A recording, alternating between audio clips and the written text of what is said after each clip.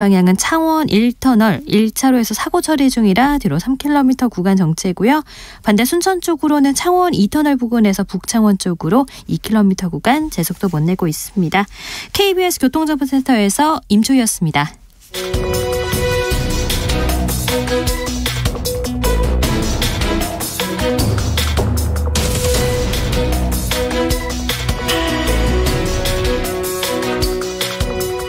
여러분께서는 끝장 토론 각설하고를 듣고 계십니다.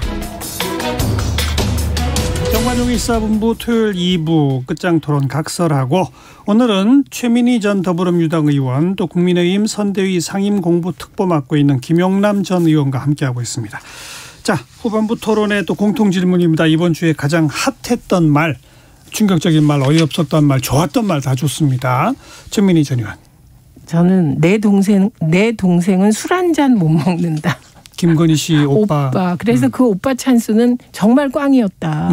왜냐하면 김건희 씨가 술 먹는다고 말한 사람이 한 명도 없어요, 대한민국에. 그런데 갑자기 이게 술이라는 단어까지 얹어지니까 상상력을 발동하게 만드는 악수였다. 그래서 역시 이렇게 여러 명이 훈수 둔다고 이 말 저 말 하는 건 안 좋은 것 같다, 이렇게 생각합니다. 김영란 점주, 이번 주에 가장 핫한 말. 아들은 남이다.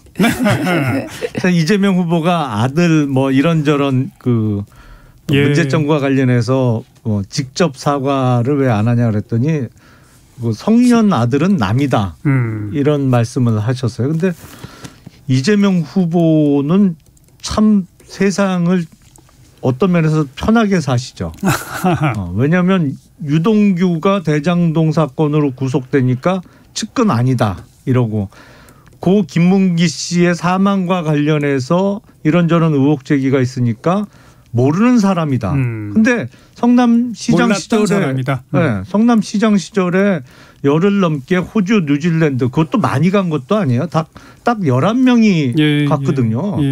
열흘 넘게 해외여행을 다니면요, 단적으로 밥을 30끼 넘게 같이 먹을 수밖에 없습니다. 해외여행 다니면서 뭐 각자 먹을 수도 없는 거고. 그리고 본인이 대장동 업무 유공자로 표창장도 직접 줬잖아요. 근데 문제되면 모르는 사람이에요. 급기야 이제 그 앞건이 아들은 남이다, 이 발언까지 나온 거죠. 네, 뭐 코멘트 하실래요? 아니, 오버하셨죠. 자, 금주에 가장 핫한 말 그 정도로 정리하고, 아까 잠깐 언급 나왔었고요. 지난 일주일 내내 여야가 또 가장 그 공방을 벌였던 주제가 공수처의 이 통신자료 조회에 대한 어떤 공방이었습니다. 아까 김영남 전 의원이 먼저 말씀하셨으니까 최민희 전 의원 뭐 어떻게 보세요? 그러니까 우선 여기서의 핵심은 이게 수사의 필요성이 있었느냐를 따지는 건데, 네. 제가 그 국회에 나와서 공수처장이 하는 얘기를 들으니, 예를 들면 피의자성으로 지목된 사람과 통화한 사람들을 할 수밖에 없었고, 그게 영장 집행한 거기 때문에 문제가 없다는 거거든요. 네. 영장에 의해서 집행한 것이다, 이런 거였어요. 그리고 민주당이 얘기하는 윤석열 전 총장 재임 시에 282만 명에 대해서 통신조회했다. 그럼 당신은 더 많이 사찰한 거 아니냐. 이 말은 이제 물타기용이죠. 물타기용이고 그리고 그게 사실일 수도 있죠. 그러니까 이거는 그래서 이게 과연 수사의 필요에 의한 것이었냐 아니었냐. 이게 정 궁금하고 문제가 되면 공수처 고발하시면 되죠. 검찰에 그런 사안이라고 보고. 그러니까 사실 확인이 필요하다. 근데 공수처장은 굉장히 억울해하더라고요. 그리고 이건 제가 요건 취재를 했습니다. 취재해본 결과에 따르면 검찰도 다 해온 방식이다. 검찰, 경찰 다. 네, 다 해온 방식인데 왜 공수처만 하면 안 되냐. 요거는 공수처 주변에서는 공통적으로 억울해하는 점이더라고요. 그러면 요거하고 한 발 더 떨어져서, 그러면 이런 식의 비록 영장이 있다고 하더라도 A가 피의자면 A와 통화하고 메시지 보낸 사람들을 다 통신조회하는 게 맞냐. 그러면 그 영장을 집행해주는 부장판사의 판단은 옳을 수 있냐, 늘. 안 그럴 수 있잖아요. 그래서 법 개정을 통해서 소위 그 수사하는 방식에 대해서 좀 더 통제할 수 있는 그런 법 개정은 필요하지 않을까 합니다. 좀 설명을 드려야 될 것 같은데요. 통신자료 조회는 법원 영장을 안 받아도 됩니다. 지금 현행 제도상. 그러니까 법원의 영장 통제를 안 받고 수사기관이 조회를 하는 거예요. 그런데 공수처장은 이번 자기들이 논란이 된 건 영장을 발부받아서 했다라고 주장했다. 아닌가요? 통신자료 조회는 누가 법원 영장을 받아요? 아니에요. 그건 영장을 집행한 달라요. 부분도 있고 나머지 수사도 아닌 부분도 있다는 거죠. 그러니까 아닌 부분도 적법하게 했다. 지금 이렇게 주장하는 거죠. 법률상 그건 말도 안 되는 소리예요. 정말. 왜냐하면 법원의 영장을 받아서 통신에 대해서 어떤 그 정보를 취득하는 것은 수사기관이 그거는 감청영장이죠. 그거는 이제 통화 내용을 들을 수 있는 거예요. 물론 이 모바일 폰 간의 그 통화 내용은 기술적으로 상당히 어렵습니다. 그런데 지금 문제가 되고 있는 통신자료 조회는 우리 제도상 수사의 신속성과 편의성을 위해서 법원의 영장이 필요 없어도 되는 부분으로 만들어 놓은 거예요. 그러니까 검찰이나 경찰에서 통신자료 조회를 왜 몇백만 건씩 했냐. 다루는 사건이 수백만 건이 넘기 때문에 그게 이루어지는 거예요. 예를 들어서 설명을 드리면 마약사범 수사를 한다. 그런데 어떤 마약 공급책으로 수사 대상이 된 피의자가 누구랑 전화 통화를 해요. 그러면 이게 마약을 판매하려는 활동으로 볼 가능성이 높잖아요. 그러면 그 통화한 상대방 인적사항이나 통화 내용 조회를 수사기관이 그냥 법원의 영장 발부 필요 없이 공문을 통신사에 보내서 협조 공문으로 받아보는 거예요. 그런데 문제는 뭐냐면 지금 공수처는 고발사주 수사와 관련해서 했다고 하는데 고발사주가 지금 났다고 주장하는 게 재작년이 됐죠. 벌써 해가 바뀌었으니까 2020년 4월 무렵이잖아요. 근데 통신사에서 통화 내역을 언제까지 보관하냐? 최장 1년까지 보관합니다. 통상 최근 6개월 거밖에 없다고 해요. 근데 사실은 1년까지는 보관을 해요. 그러니까 지금 작년 9월 10월에 집중적으로 일어난 공수처의 통신자료 조회는 고발사주 건하고는 아무 상관이 없는 거예요. 왜냐하면 작년 9월에 해봤자 거기서 최장 1년 해봤자 2020년 9월이거든요. 그러니까 고발사주 사건은 이미 그 전에 만약에 있었다고 해도 완료가 된 거고. 그 당시 시점 건 아니다. 그리고 고발사주 사건과 어떻게 국민의힘 현역 의원의 90%가 관련이 있어요. 그리고 더군다나 공수처에 불리한 보도를 한 언론인도 통신자료 조회를 많이 했는데 공수처에서 이게 언론인뿐만 아니라 그 기자의 배우자 또 기자의 어머니 통신자료 조회까지 다 했다는 거잖아요. 이건 누가 봐도 사찰이고 수사의 신속성과 편의성을 위해서 법원의 영장 통제를 안 받아도 되도록 만들어 놓은 통신자료 조회 제도를 악용한 겁니다. 이건 변명의 여지가 없어요. 잠깐만요. 여기서 그러면 아까 영장을 발부받으면 이제 감청까지 하는 건데 영장 없이 할 수 있는 통신 자료는 아까 뭐라고 하셨죠? 전화번호, 상대방의 인적사항, 전화번호, 인적사항, 그리고 통화 내역, 몇 회 언제 했는지, 그렇죠. 거기까지다. 좋습니다. 거기 정리하고.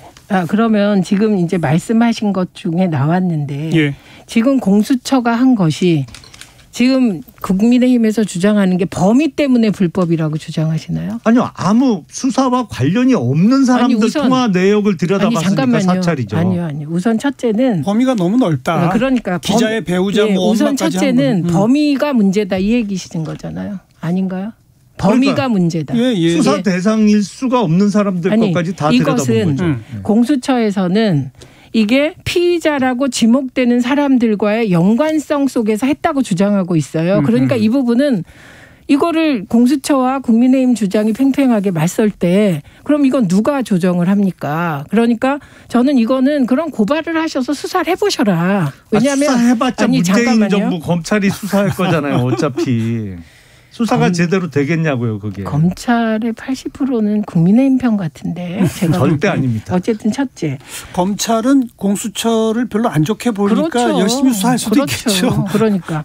그다음에 두 번째 말씀하시는 건 어쨌든 통신자료 조회를 법적 절차 허술해서 공수처가 할 수 있다. 그러니까 이 행위가 합법적이다는 전제하신 거잖아요. 아니요. 그거는 기본 전제가 수사의 목적성이 인정돼야 그게 합법적인 거죠.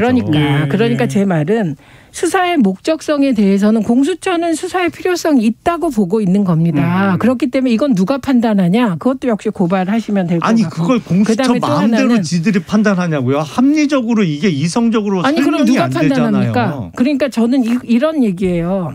합리적이고 이성적으로 공수처가 판단합니다. 그런데 그것이 합리적이지 않다고 문제 제기가 됩니다. 그러면 이건 누가 판단합니까? 그건 국민의힘이 판단합니까? 아니라는 얘기를 하고 있는 것이고요.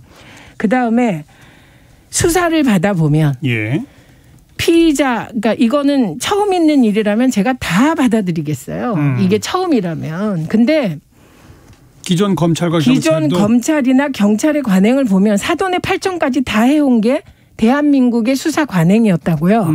근데 유독 공수처에 대해서만 이러는 것은 다른 정치적 목적이 있다고밖에 볼 수가 없어요. 저는. 그리고 이건 당해보면 다 알고 수사 당해본 사람 다 아는 거고 저도 과거에 당해봤고 이명박 정부로 바뀔 때 많은 일이 있었습니다. 그렇기 때문에 만약에 공수처가 과거 검찰과 경찰이 했던 잘못된 관행이다. 그것이. 그걸 그대로 답습했다면. 그것을 답습했다면 잘못이죠. 그러면 그거를 공수처만 잘못했냐? 이렇게 몰아가면 곤란하고 이 관행을 없애기 위한 제도를 어떻게 만들까로 넘어가는 게 맞다. 저는 이렇게 봅니다. 그래서 갑자기 그동안에 윤석열 검찰과 김용판의 경찰은 이런 거 절대 안 했는데 공수처만 최초로 한 것처럼 하는 것 또한 그건 문제다. 진실도 아니고 그렇게 하시면 안 된다. 이렇게 봅니다. 전 의원의 발언 중에 아까 김영남 전 의원께서는 검찰이나 경찰은 수사 건수가 워낙 많으니까 그거랑 단순 대비할 수 없다. 아니 그건 숫자만 그렇고. 숫자는 그렇게 했는데 사돈의 8층까지도 검찰 경찰이 하더라. 그거에 대해서 어떻게 그거는 정말 엉뚱한 물귀신 작전을 쓰시는 거고요. 물귀신은 죽자는 사돈의 8촌이라고 하더라도 수사의 필요성이 인정되는 범위에서 하는 거죠. 문제는 뭐냐면 예를 들어서 이런 거예요. 지금 민주당에서 이 공수처의 그 사찰 의혹이 터지니까 그러면 제도 개선을 하자. 법원 영장을 다 받도록 이런 얘기를 해요. 근데 앞서 제가 말씀드린 대로 어떤 어린아이 유괴 사건이 일어났어요. 근데 그 유괴범이 쓰는 것으로 판정되는 전화번호가 확보가 됐어요. 그러면 그거를 추적을 해야 되잖아요. 그런 경우에는 법원의 영장을 받을 시간적 여유가 없기 때문에 시급성이 있다 이거죠. 수사의 신속성과 필요성을 위해서 이게 수사기관의 공문 형태로 빨리 자료를 받아볼 수 있도록 만들어 놓은 거예요. 이 제도 자체가. 그리고 과거에 검찰 경찰은 사돈의 8동까지 했다? 네. 필요한 범위에서 한 겁니다. 그거는 그러니까 수사의 필요성이 인정되는. 근데 지금 공수처는 고발사주라는 사건과 관련해서 엉뚱하게 지금 수사의 필요성에 대해서는 설명을 못하고 있으면서 지금 우기기만 하는 거예요. 지금 아니 조 의원님. 아니 도대체 고발사주 사건 일어난 시기하고 지금 최근 1년 동안 그 이후에 그러면 일어났단 말이에요. 그러니까 의원님, 앞뒤가 전혀 안 맞는 그 일방적인 우기기를 하고 있는 거예요. 아니 진짜 그 말씀하시면 제가 이렇게 얘기하지 않을 수가 없죠. 예를 들면 사건이 오늘 일어났다고 칩시다. 그런데 통신 기록이 6개월 정도 보관된다고 합시다. 그런데 이 사건을 해결 못했어요. 그리고 피의자로 지목된 사람들은 살아있으니까 계속 움직여요. 만나기도 하고. 그러면 6개월 이후에 오늘 벌어진 사건에 대해서 단서를 잡을 수도 있다는 게 우리의 수사의 경험입니다. 아하. 그렇기 때문에 그거는 경계에 잡으시면 안 되고. 아니, 그거 억지시죠. 또 하나는 뭐가 억지입니까? 또 하나는 제가 A라는 사람이 수사받는 걸 옆에서 지켜봤어요. 심지어 어떤 것까지 검찰이 데려다가 조사를 했냐면 A와 통화 한 밤 한 사람. 정말 가깝지도 않은 사람이에요. 그 사람까지 데려다가 조사까지 하는 걸 봤습니다. 그렇기 때문에 이거는 그렇게 정말 공수처가 싫으시겠지만 이렇게 하시면 곤란합니다. 공수처 얘기에 대한 공방은 충분히 양쪽 얘기를 다 들어본 것 같아요. 그래서 그 정도로 좀 정리하고 시간 거의 없습니다만은 한마디씩만 좀 듣고 싶은 게 박근혜 전 대통령이 이제 풀려났지 않습니까? 사면됐고 또 뭐 옥중 서신들 무엇과서 책도 펴냈다고 하고 이번 대선에 관련해서 무슨 발언을 하게 될까요? 또 윤석열 후보는 한번 찾아 만나고 싶다는 얘기까지 했던데 어떤 영향을 어떻게 미칠 거라고 보시는지 한 말씀씩 한번 들어보도록 하죠.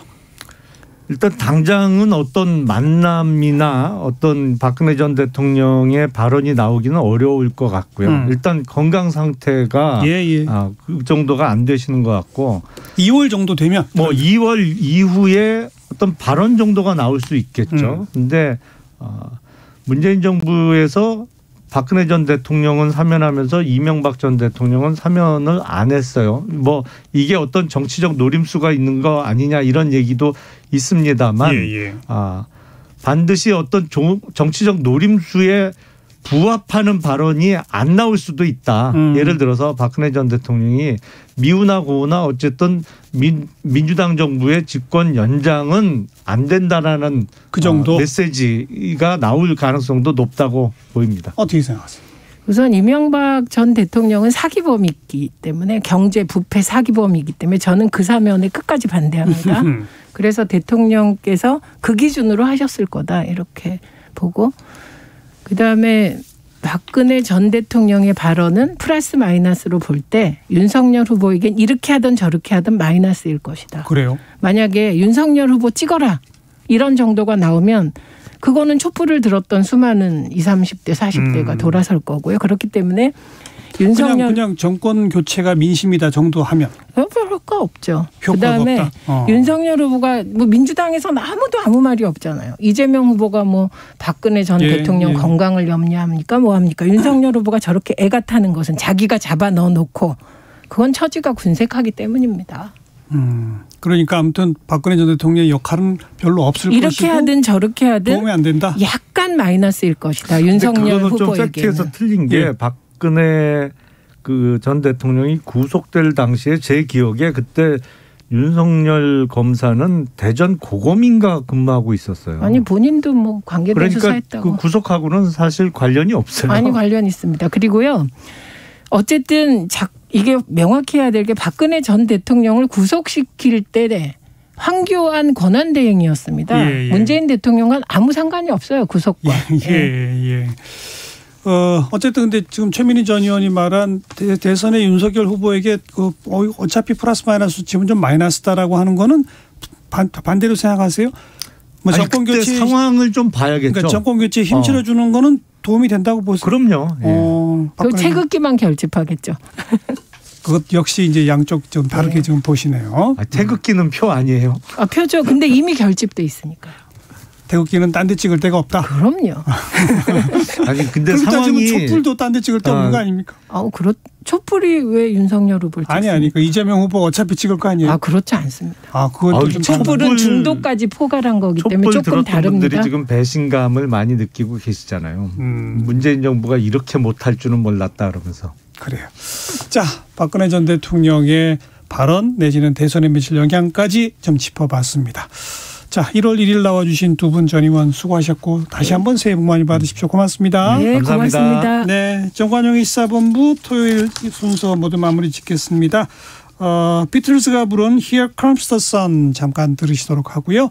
저는 내일 12시 10분에 다시 찾아뵙죠. 안녕히 계십시오.